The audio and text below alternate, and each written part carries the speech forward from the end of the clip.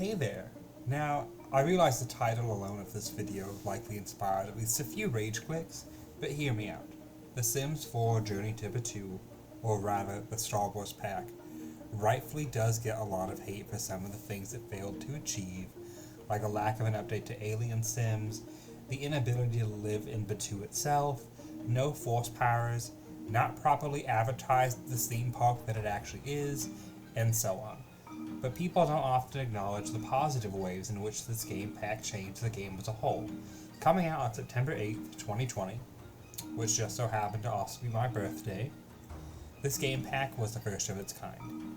Right out of the box, this pack is the first game pack to really give us a substantial amount of assets, be it items, casts, and build by items, or what have you, which at first really upset simmers that the pack with the most new content was a Star Wars game pack of all things, with many going, "Who asked for this?" or "Who even wants this?"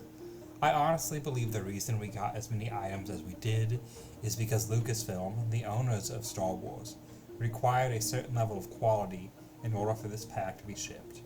That quality also extended into the gameplay of the pack. If you do end up deciding to head over to Batuu, you'll notice that every sim in the world, for the most part, is now some kind of alien creature, with everyone in the world, including you, being decked out in Star Wars themed items. Not only that, but you'll get a new job menu telling you to go over to the dwelling and update your family's Star Wars outfits for the occasion, to really immersify yourself within this world. And while it doesn't give us any new skills, unfortunately, it did use the ones we currently had in some creative ways.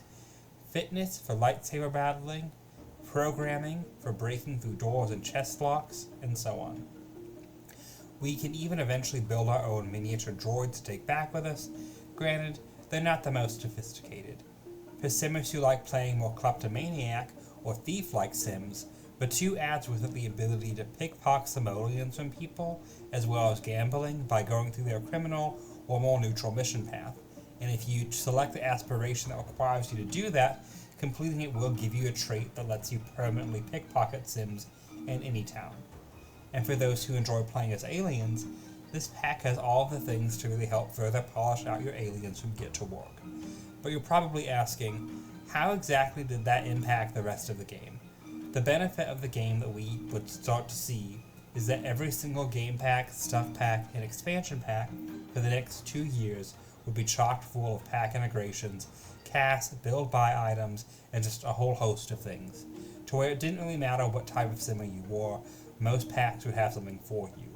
In fact, this pack came out a month before Snowy Escape, which was an upgrade in quality for expansion packs as well, giving us more content and a more interactive world than Eco Living did before it. And a year after this pack released, we would see our first and only game pack refresh, with Spa Day on September 7th, 2021. On top of that, before we had a long stuff pack drought, the last one we had gotten was Paranormal Stuff in 2021, being the first stuff pack to release after Journey to Batuu, a pack that many simmers believe to be one of the best stuff packs that the game has ever released. The level of pack quality would continue with Dream Home Decorator, being the following game pack to release, with a fully active career, bunk beds, the like-dislike system, sectional couches, custom created shelving, and a nice touch of Scandinavian furniture.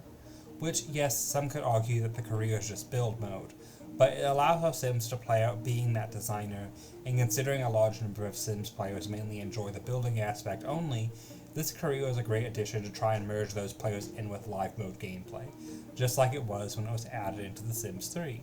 Now I know what you're all thinking, the elephant in the room, where the quality really plummeted again with My Wedding Stories, which, hear me out, aside from the main selling point being broken beyond belief, the pack was ambitious and still included a pretty nice world, amount of build buy, and cast items. They tried, it just really wasn't it, which is very sad considering it was a very Mediterranean-esque inspired world that could have been done justice with a proper functioning pack.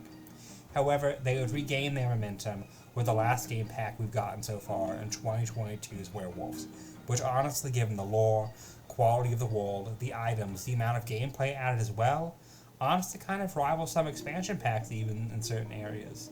But either way, love or hate Journey to Batuu, it's not hard to see how the game pack turned the franchise around, at least for a time. And I'm sure part of that was the sheer fact that they knew the community would not accept them giving us a lot of quality content in the Star Wars pack, but then failing to at least give us the same amount of items and cross-pack features in other packs. Of course, like I said, this trend mainly only lasted for about 2 years, but it was still a nice run to see. How do you think things have turned around since the pack is released?